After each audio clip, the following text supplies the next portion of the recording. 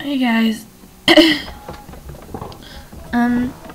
It's Sunday, and as I promised, I am bringing you Emmy Reads to your face. And so, for those of you who don't know, we're reading Blood and Chocolate. It's my favorite book, and you don't have to like it. It's not like the greatest book in the entire world. So, so I'll be reading chapter 5, and I'll leave a link to the last one, chapter 4, up in this corner, and it'll be there the whole video after I leave my hand. And so every episode of Emmy Reads to Your Face has a theme song, and I've been having trouble finding a theme song for this next chapter because I've been listening to a lot of music lately because I have nothing better to do with my life. You know what? I'm gonna listen to that. So, repeat. The song you will be hearing in the background, if you can hear it, it's kind of low today, is the Hell Song by Sum 41. And I used to listen to this song all the time when I was in junior high, and it was a really cool song, and I love it still, so. I am getting sick. If you can't tell, I'm losing my voice a little bit, and I was at a competition last night, so I'm extremely sore, and it's just gross and stuff. So, let's get to it, shall we? Chapter 5. You're not wearing that dress, are you? Esme demanded. Vivian looked down at the slinky tank dress that sheathed herself. Yeah, why not? Don't you think it's a bit small? It's supposed to fit like this. The soft yellow dress clung to every curve as she crossed the dining room. Vivian smiled wickedly at the fleeting glimpse of her leggy reflection in the glass front of the curio cabinet. Anyhow, it's hot out. It damn well will be with you wearing that, Esme said. I don't want you giving that boy ideas. Not a meat boy. And you never give anyone ideas, do you? Vivian answered. Esme looked as if she was about to grow claws, but instead she asked, Where did you get that ridiculous dress? Your closet, Mom. Vivian grabbed her tiny best purse from the hall table. I'm waiting outside. She swept out the door and slammed it behind her. She imagined with pleasure her mother's inside fuming. Esme wouldn't follow her, Vivian knew. She'd pretend that Vivian hadn't bothered her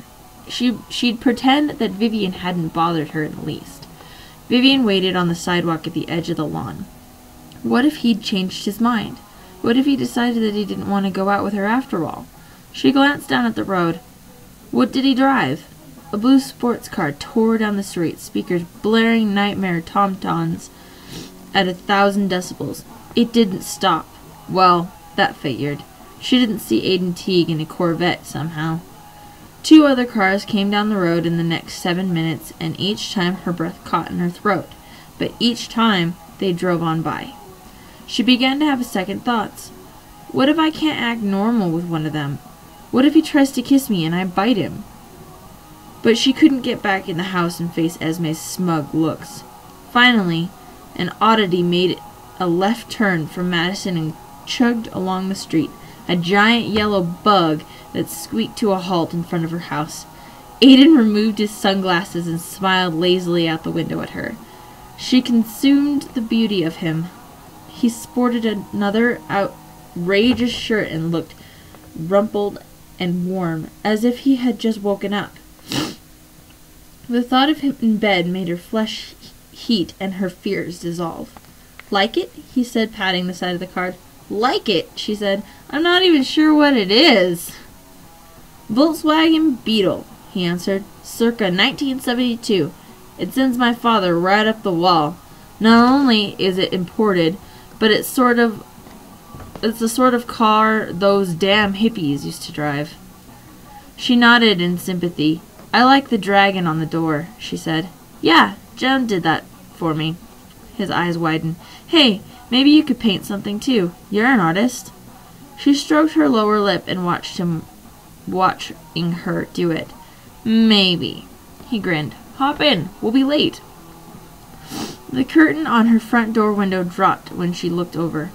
Nosy, she thought, smirking, and walked casually around the front of the car to the passenger side.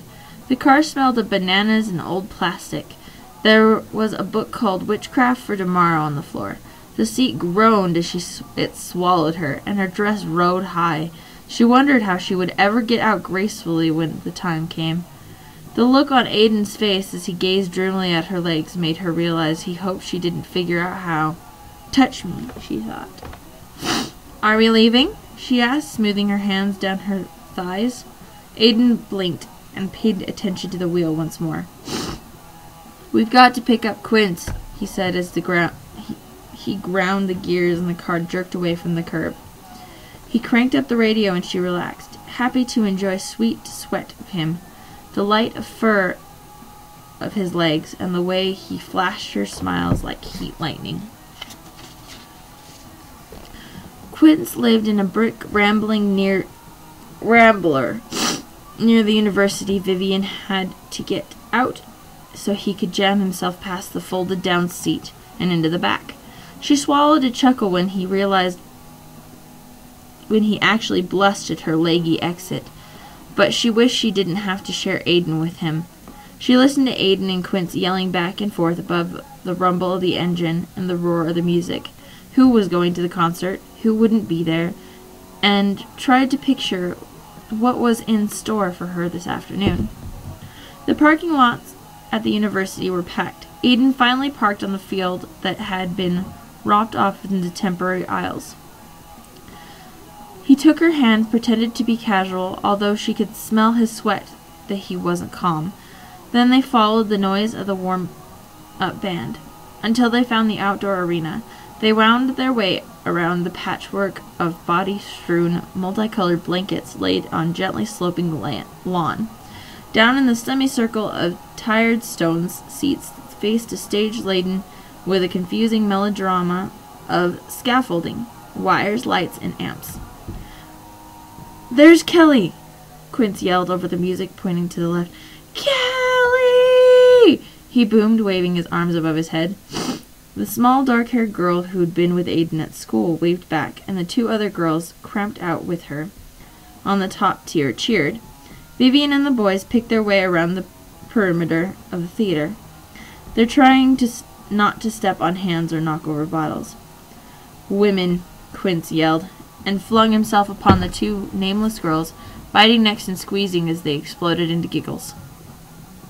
"You remember Vivian, don't you?" Aiden asked Kelly. "Yeah," Vivian said, not bothering to look at Vivian. She wore a black t-shirt, black shorts, and low black boots.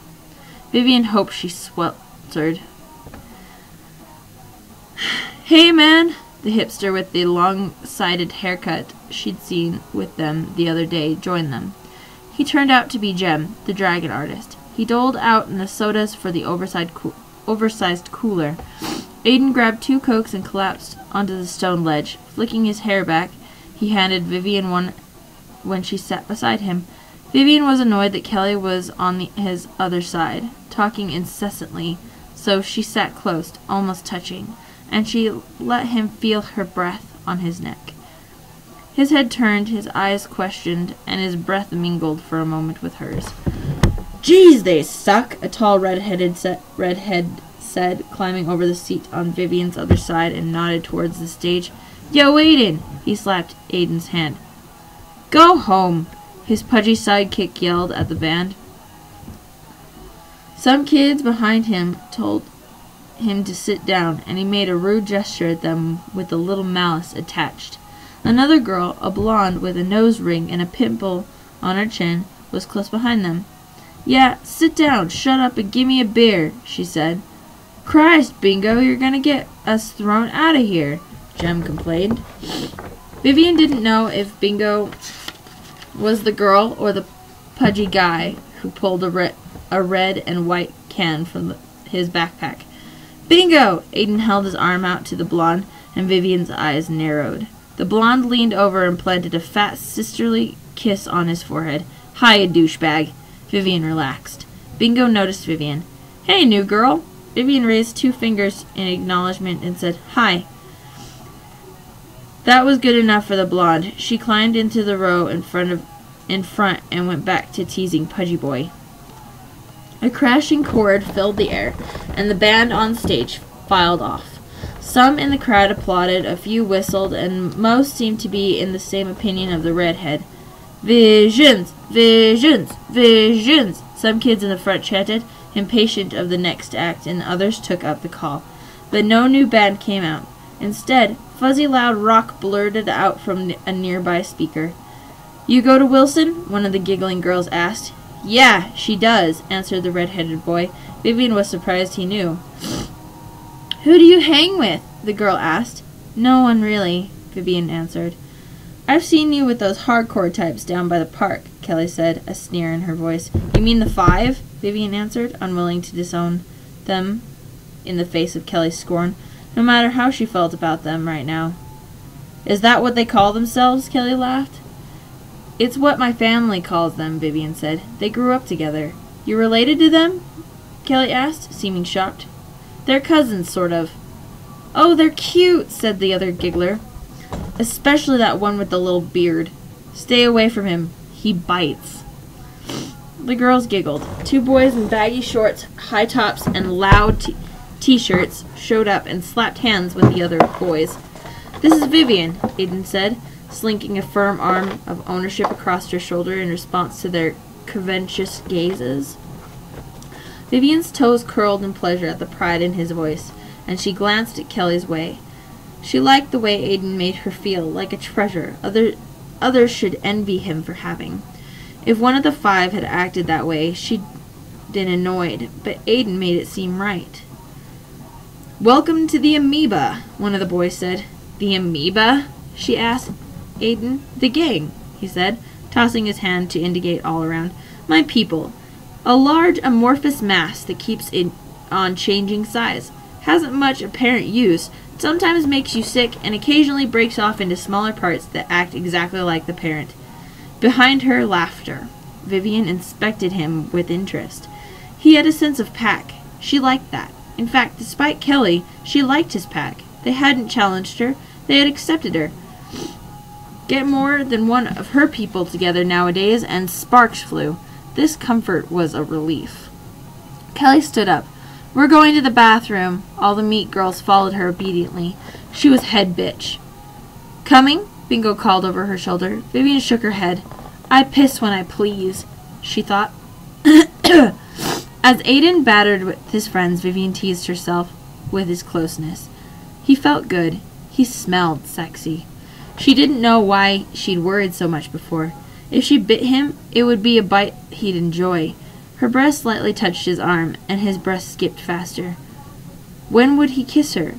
Would she like it? She had only kissed her own kind. Could it compare? Right after the girls filed back from the bathroom, a cheer went from the crowd, and Vivian automatically looked at the stage. 6 figures in motley colored pranced out. Grabbing instruments and mics, the fuzzy loudspeakers cut off mid-phrase, and in seconds the air was laced with live music.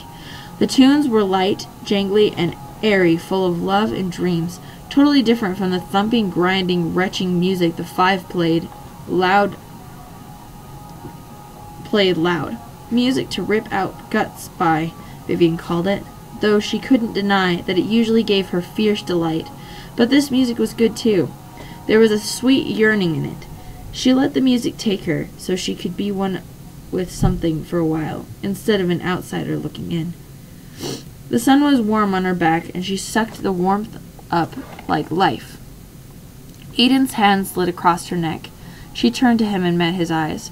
"What red lips you have," he said in her ears. Did she dare say it?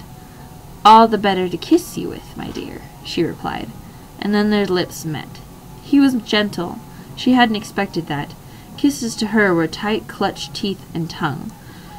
His torturing hand slid down her sides and lightly caressed her back. When he flicked her lips with his tongue, she parted her mouth and invited him in. Instead, he pulled away inside. She was intrigued. His eyes were shy beneath his dark lashes, and his lips curved with delight and desire. Desire he wouldn't force on her. Then the crowd was on its feet, moving to swell music she had forgotten about, and they had to rise to be part of the world. She looked around her at the excited faces. They were different. He was different. She realized she didn't know their rules. Bingo danced on her seat in a swirl of shirt, and gigglers danced in the aisles, and the crowd around bobbed and waved their arms. When Aiden pulled Vivian close to sway alongside him, she met his embrace. But how close was she allowed? She didn't want to scare him away, but she didn't like to wait. Maybe this was all wrong. This is the last time, she thought. No more dates. I can't go through this agony. The crowd was cheering, and his fingers tipped her chin. His soft lips were on hers once more.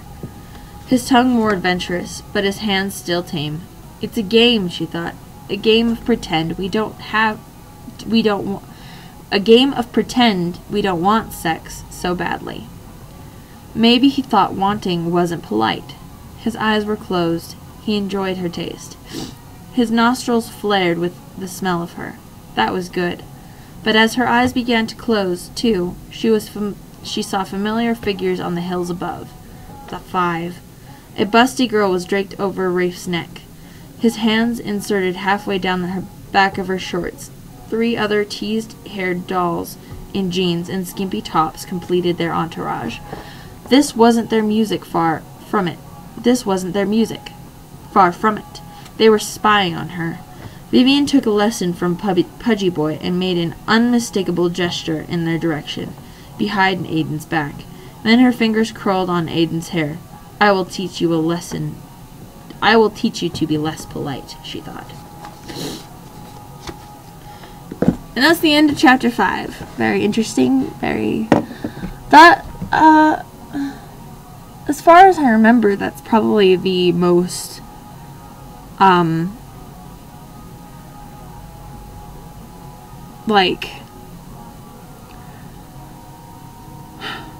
sexual she ever gets with Aiden is just kissing, as far as I remember. But I won't give anything away in particular, so. Thanks for watching Emmy Reads to Your Face, and I guess I'll see you guys next week. Okay, thanks, bye!